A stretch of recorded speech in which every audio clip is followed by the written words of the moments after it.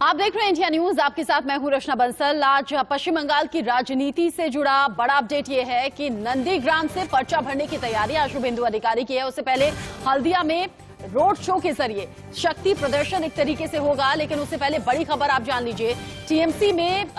TMC को लेकर शुभेंदु अधिकारी ने बड़ा बयान दे दिया है। कहा है कि टीएमसी अपनी विश्वसनीयता पूरी तरह से खो चुकी है। यहाँ बस बुआ और भतीजे राज कर रहे हैं। झंडा नया है, मैदान पुराना है, ये सभी बातें शुभेंदु अधिकारी ने कहा। टीएमसी प्राइवेट लिमिटेड कंपनी बन चुकी है। सुनिए क्या कुछ कहा। তার একটা লোক হাত তুলে বলুন যে আমি সুযোগ পেয়েছি, আমি এই এজকারে পেয়েছি, আজকে আয়ুষ্মান ভারত হলো না। আজকে এই যে সামগ্রিক বিষয় বলতে গেলে অনেক সময় লাগবে। আসুন আমরা আসল পরিবর্তন করি। কেন বিজেপিকে আপনারা আনবেন? তার কারণ ডবল ইঞ্জিন সরকার, যেটা প্রধানমন্ত্রী বলেছে, এছাড়া মুক্তির কোনো জায়গা নেই। কলকাতা এবং দিল্লিতে একই দলের সরকার যদি না থাকে তাহলে পশ্চিমবঙ্গ এগোতে পারবে না। একটা শিল্প, বড় শিল্প আজকে আসতে পারবে না। হলদিয়াতে যে কটা ইন্ডাস্ট্রি এসেছে, সেই কটা ইন্ডাস্ট্রির জমি, তার সেই জমিগুলো পতিত অবস্থায় ছিল। শুনে রাখুন, আমি এই যে চেয়ারম্যান ছিলাম, হলদিয়া উন্নয়ন পর্ষদের কাছ থেকে জমি ল্যান্ড ব্যাংক কেড়ে নিয়েছিলেন মাননীয়। সব তিনি একা করবেন ক্যাবিনেটের নামে, অন্য কাউকে করার সুযোগ দেবে না। এই জায়গায় আমাদের পশ্চিমবঙ্গকে যদি এগোতে হয়, ব্যাপক শিল্পায়ন, পিএম কিষাণ, আয়ুষ্মান ভারত, নতুন আমাদের যদি হসপিটাল তৈরি করতে হয়, এইমসের মতো নতুন আরো রেল লাইনের প্রজেক্টকে এগিয়ে নিয়ে যেতে হয়, বন্দর নগরীকে যদি আরো এগিয়ে নিয়ে যেতে হয়, রাজ্যকে যদি এগিয়ে নিয়ে যেতে হয়, তাহলে একমাত্র উপায় কি? একমাত্র উপায় হচ্ছে দিল্লি আর কলকাতায় একই দলের সরকার। গত 44 বছর ধরে বাংলায় যে সরকার ছিল শুধুমাত্র কেন্দ্রের বিরোধিতা করে গেছে। আজকে সেই জায়গায় দাঁড়িয়ে আপনাদের পরিবর্তন আনা দরকার। আমাদের স্থির বিশ্বাস সে পরিবর্তন আসবে। মানুষ পরিবর্তন চাইছে এবং সর্বত্র কাটমানি, সিন্ডিকেট রাজ, তোলাবাজি, এর বিরুদ্ধে মানুষ প্রস্তুত হয়ে আছে। সেই शुभेंदु अधिकारी टीएमसी छोड़ने के बाद से ही लगातार टीएमसी पर हमलावर हैं। ऐसे में आज वो कह रहे हैं कि टीएमसी विश्वसनीयता अपनी खो चुकी है। अब बीजेपी विकल्प के तौर पर सामने आ रहा है और बीजेपी ही जीतेगी।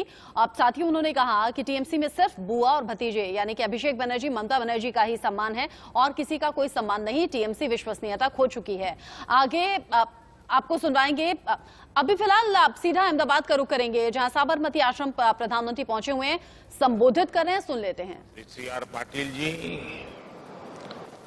अहमदाबाद के नवनिर्वाचित मेयर श्रीमान किरीट भाई, साबरमती ट्रस्ट के ट्रस्टी श्री कार्तिकेय सारा भाई और साबरमती आश्रम को समर्पित जिनका जीवन है, ऐसे आदरणीय अमृत मोदी जी, देश भर से हमारे साथ जुड़े हुए सभी महानुभाव, देवियों और सज्जनों और मेरे युवा साथियों, आज जब मैं सुबह दिल्ली से निकला तो बहुत ही अद्भुत संयोग हुआ। अमृत महोत्सव के प्रारंभ होने से पहले आज देश की राजधानी में अमृत वर्षा भी हुई और वरुण देव ने आशीर्वाद भी दिया। ये हम सभी का सौभाग्य है कि हम आजाद भारत के इस ऐतिहासिक कालखंड के साक्षी बन रहे हैं। आज दांडी यात्रा की वर्षगांठ पर हम बापू की इस कर्मस्थली पर इतिहास बनते भी देख रहे हैं और इतिहास का हिस्सा भी बन रहे हैं।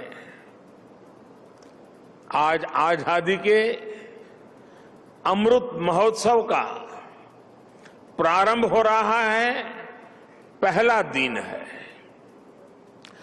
अमृत महोत्सव 15 अगस्त 2022 से 75 सप्ताह पूर्व आज प्रारंभ हुआ है और 15 अगस्त 2023 तक चलेगा। हमारी यहां मान्यता है कि जब कभी ऐसा अवसर आता है तब सारे तीर्थों का एक साथ संगम हो जाता है। आज एक राष्ट्र के रूप में भारत के लिए भी ऐसा ही पवित्र अवसर है। आज हमारे स्वाधीनता संग्राम के कितने ही पुण्य तीर्थ, कितने ही पवित्र केंद्र साबरमती आश्रम से जुड़े रहे हैं।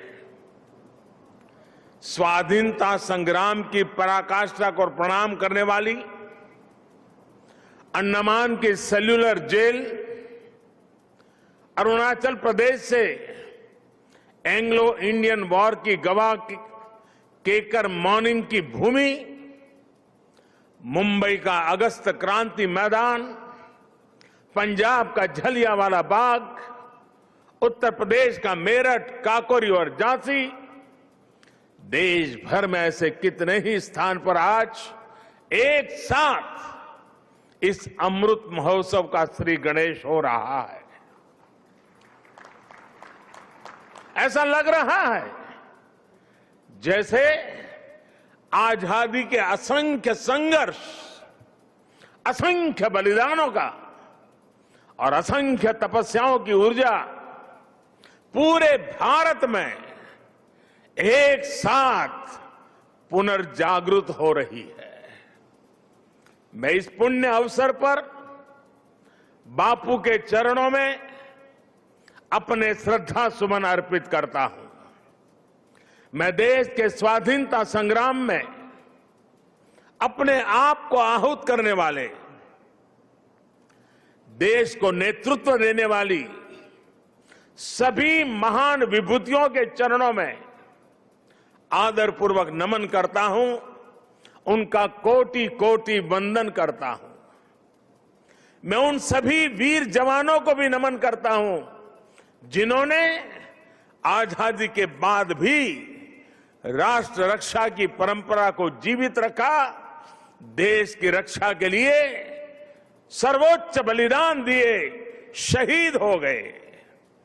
जिन पुण्य आत्माओं ने आजाद भारत के पुनर्निर्माण में प्रगति की एक एक ईंट रखी, 75 वर्ष में देश को यहां तक लाए, मैं उन सभी के चरणों में भी अपना प्रणाम करता हूं।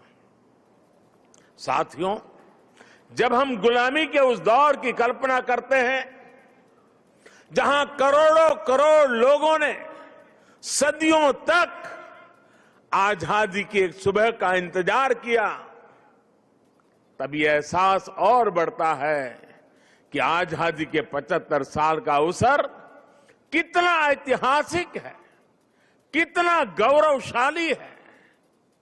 इस पर्व में शाश्वत भारत की परंपरा भी है, स्वाधीनता संग्राम की परछाई भी है और आजाद भारत के गौरवान्वित करने वाली प्रगति भी है। इसलिए अभी आपके सामने जो प्रेजेंटेशन रखा गया उसमें अमृत महोत्सव के 5 स्तंभों पर विशेष जोर दिया गया है। फ्रीडम स्ट्रगल,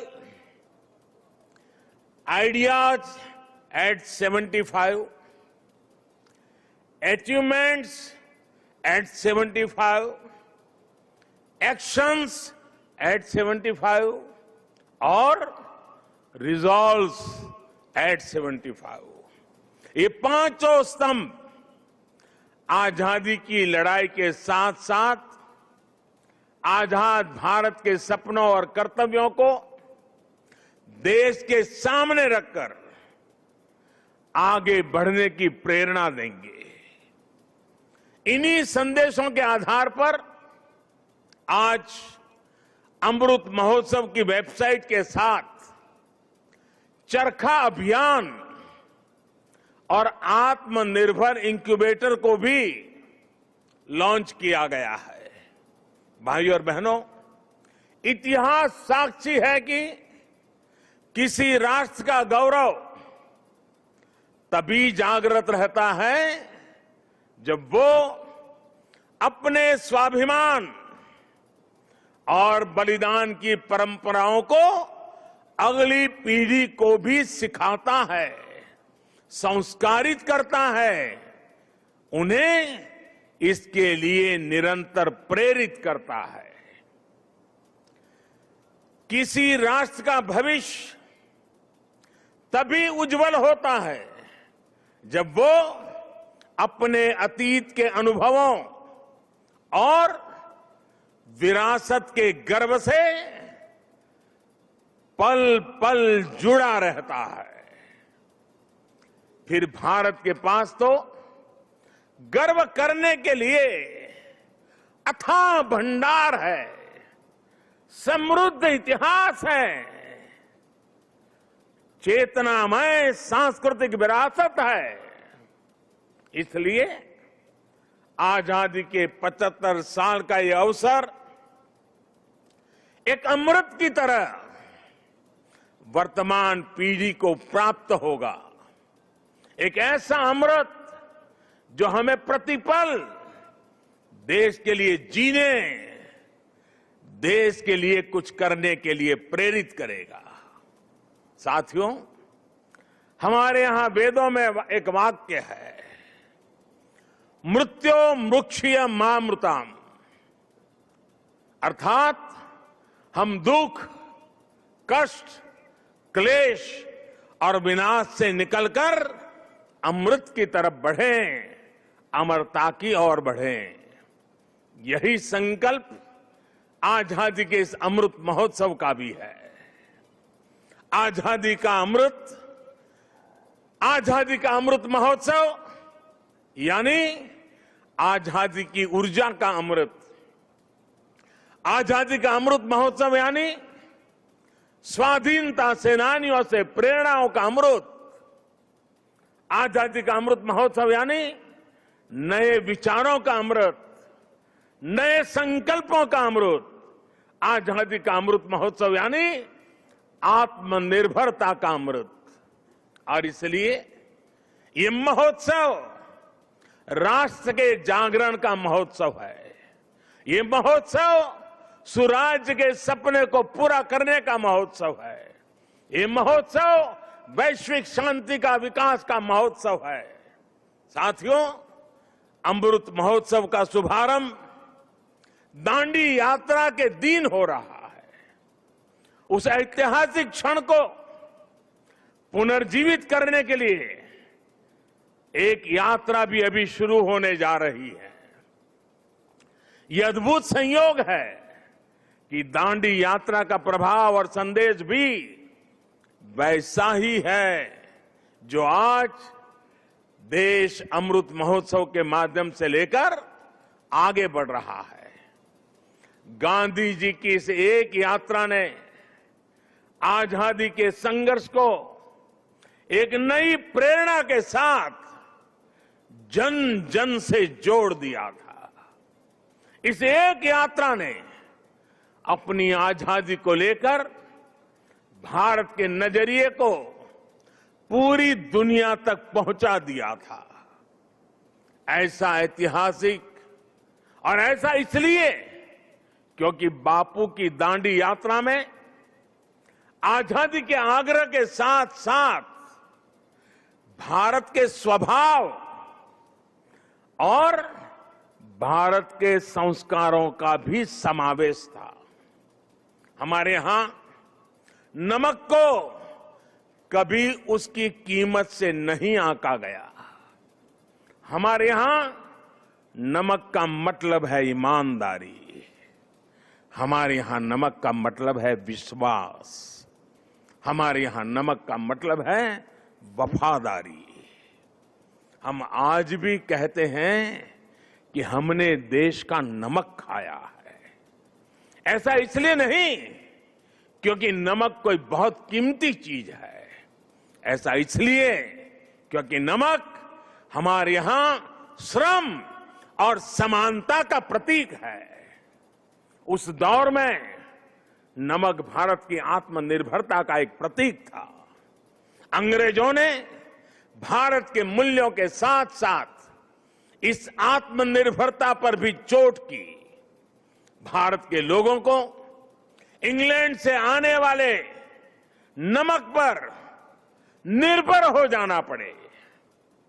गांधी जी ने देश के उस पुराने दर्द को समझा, जन जन से जुड़ी उस नब्ज को पकड़ा और देखते ही देखते ये आंदोलन हर एक भारतीय का आंदोलन बन गया, हर एक भारतीय का संकल्प बन गया।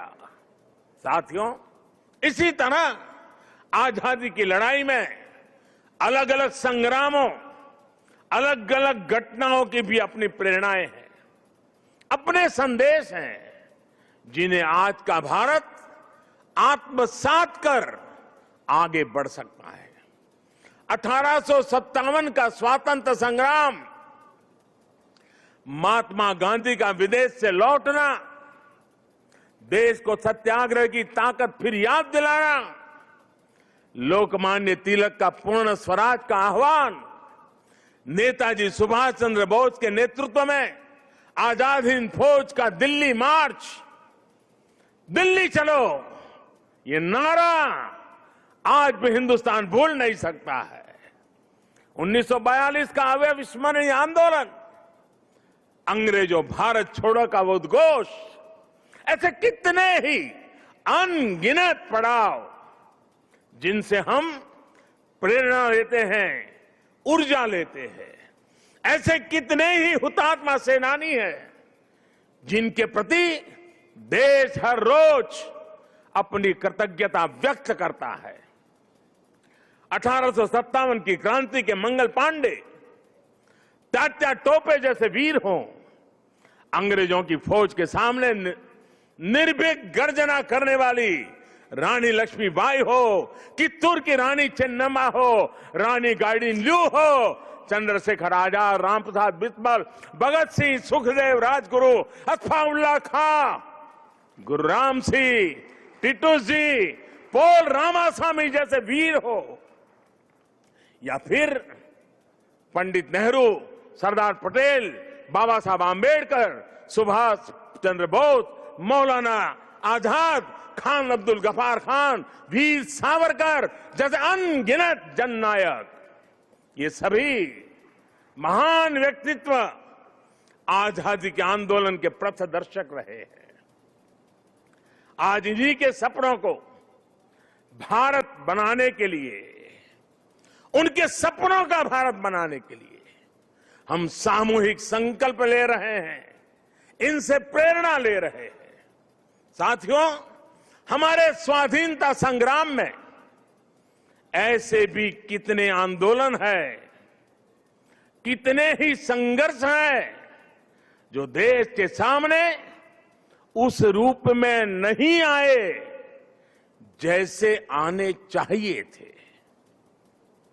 ये एक एक संग्राम, संघर्ष अपने आप में भारत की असत्य के खिलाफ सत्य की सशक्त घोषणाएं हैं। एक एक संग्राम भारत के स्वाधीन स्वभाव के सबूत है। ये संग्राम इस बात का भी साक्षात प्रमाण है कि अन्याय, शोषण और हिंसा के खिलाफ भारत की जो चेतना राम के युग में थी, महाभारत के कुरुक्षेत्र में थी, हल्दी घाटी की रणभूमि में थी, शिवाजी के उद्घोष में थी, वही शाश्वत चेतना, वही अदम्य शौर्य भारत के हर क्षेत्र, हर वर्ग और हर समाज ने आजादी की लड़ाई में अपने भीतर प्रज्वलित करके रखा था। जननी जन्मभूमिश्च स्वर्गादपि करियसी, ये मंत्र आज भी हमें प्रेरणा देता है। आप देखिए हमारे इस इतिहास को, कोल आंदोलन हो या हो संघर्ष, खासी आंदोलन हो या संथाल क्रांति, कछोहा कछार नागा संघर्ष हो या कूका आंदोलन, भील आंदोलन हो या मुंडा क्रांति, सन्यासी आंदोलन हो या रमोसी संघर्ष, कित्तूर आंदोलन, त्रावणकोर आंदोलन, बारडोली सत्याग्रह, चंपारण सत्याग्रह, संबलपुर संघर्ष, चुआर संघर्ष, बुंदेल संघर्ष, ऐसे कितने ही संघर्ष और आंदोलनों ने देश के हर भूभाग को, हर कालखंड में आजादी की ज्योति से प्रज्वलित रखा। इस दौरान हमारी सिख गुरु परंपरा ने देश की संस्कृति, अपने रीति रिवाज की रक्षा के लिए हमें नई ऊर्जा दी, प्रेरणा दी, त्याग और बलिदान का रास्ता दिखाया।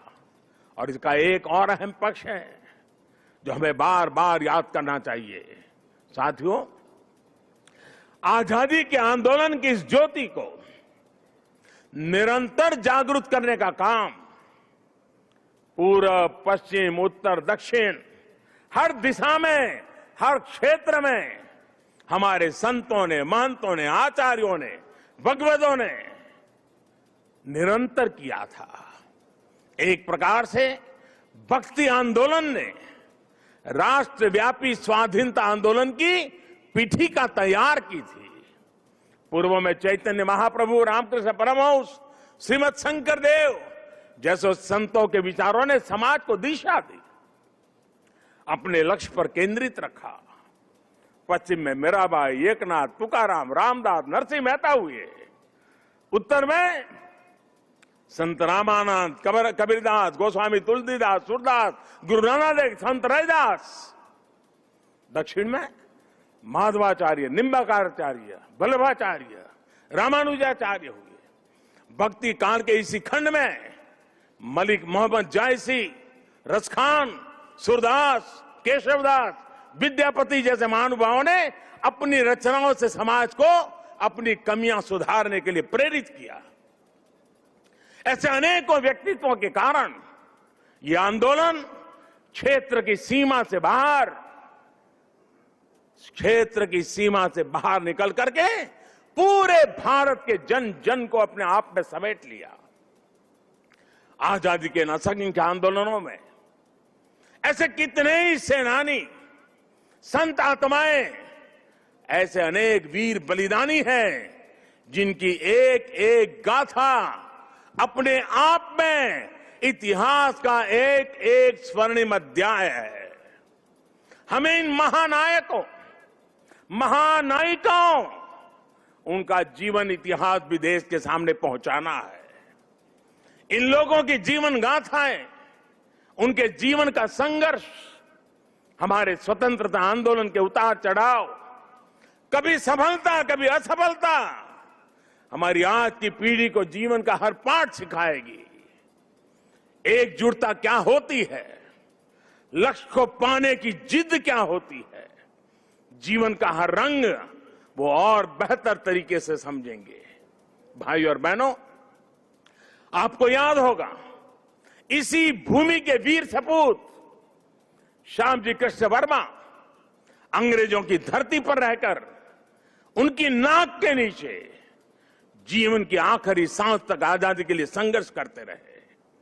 लेकिन उनकी अस्थियां 7 दशकों तक इंतजार करती रही कि कब उन्हें भारत माता की गोद नसीब होगी। आजादी के अमृत महोत्सव कार्यक्रम की शुरुआत के मौके पर प्रधानमंत्री नरेंद्र मोदी संबोधित करते हुए और आजादी के वक्त को याद करते हुए, स्वतंत्रता सेनानियों को याद करते हुए, और ये सब कुछ हो रहा है ताकि आज हर देशवासी तक ये संदेश पहुंच सके कि पिछले 75 सालों में देश ने क्या कुछ विकास किया और आत्मनिर्भर भारत हम कैसे बन रहे हैं। एक छोटा सा ब्रेक, लौटेंगे। अमृत महोत्सव के मौके पर प्रधानमंत्री नरेंद्र मोदी साबरमती आश्रम पहुंचे हैं। सीधे आपको वहीं ले चलते हैं। समय के साथ नेताजी की ये बात सही सिद्ध हुई। भारत आजाद हुआ तो दुनिया में दूसरे देशों में भी स्वतंत्रता की आवाजें बुलंद हुई और बहुत ही कम समय में साम्राज्यवाद का दायरा सिमट गया। और साथियों, आज भी भारत की उपलब्धियां आज सिर्फ हमारी अपनी नहीं है, बल्कि ये पूरी दुनिया को रोशनी दिखाने वाली है, पूरी मानवता को उम्मीद जगाने वाली है। भारत की आत्मनिर्भरता से ओतप्रोत हमारी विकास यात्रा पूरी दुनिया की विकास यात्रा को गति देने वाली है। कोरोना काल में ये हमारे सामने प्रत्यक्ष सिद्ध भी हो रहा है। मानवता को महामारी के संकट से बाहर निकालने में, वैक्सीन निर्माण में भारत की आत्मनिर्भरता का आज पूरी दुनिया को लाभ मिल रहा है। आज भारत के पास वैक्सीन का सामर्थ्य है तो वसुधैव कुटुंबकम के भाव से हम सबके दुख दूर करने में काम आ रहे हैं। हमने दुख किसी को नहीं दिया, लेकिन दूसरों का दुख कम करने में खुद को खपा रहे हैं। यही भारत का आदर्श है, यही भारत का शाश्वत दर्शन है, यही आत्मनिर्भर भारत का भी तत्व ज्ञान है। आज दुनिया के देश भारत का धन्यवाद कर रहे हैं, भारत में भरोसा कर रहे हैं। यही नए भारत के सूर्योदय की पहली छटा है, यही हमारे भव्य भविष्य की पहली आभा है। साथियों, गीता